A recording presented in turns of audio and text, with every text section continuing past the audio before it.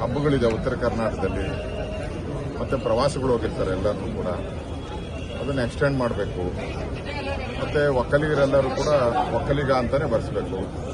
ಎಲ್ಲ ಕಾಲಮಲ್ಲೂ ಒಕ್ಕಲಿಗ ಬರ್ಸಿದ್ರೆ ಒಳ್ಳೆಯದು, ಅಥವಾ ಉಪಜಾತಿಯಲ್ಲೂ ಕೂಡ. ಆಗಿಲ್ಲ ಅಂದರೆ ಉಪಜಾತಿಯಲ್ಲಿ ಬರ್ಸೋಕ್ಕೆ ಅವಕಾಶ ಮಾಡಿಕೊಟ್ಟಿದ್ದಾರೆ.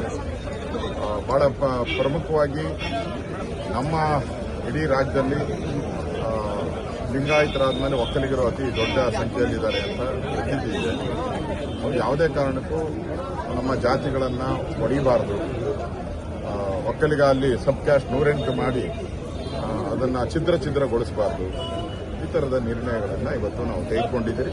ಸರ್ಕಾರಕ್ಕೂ ಕೂಡ ಮನವಿಯನ್ನು ನಾವು ಮಾಡಿದ್ದೀವಿ. ಸರ್, ಇದ್ರ ಜೊತೆಗೆ ಈಗ ಕ್ರಿಶ್ಚಿಯನ್ ಒಕ್ಕಲಿಗ ಅನ್ನುವಂಥ ಕಾಲಂಗಳಿಗೆ ಏನು ನಿರ್ಧಾರ ಆಗಿದೆ?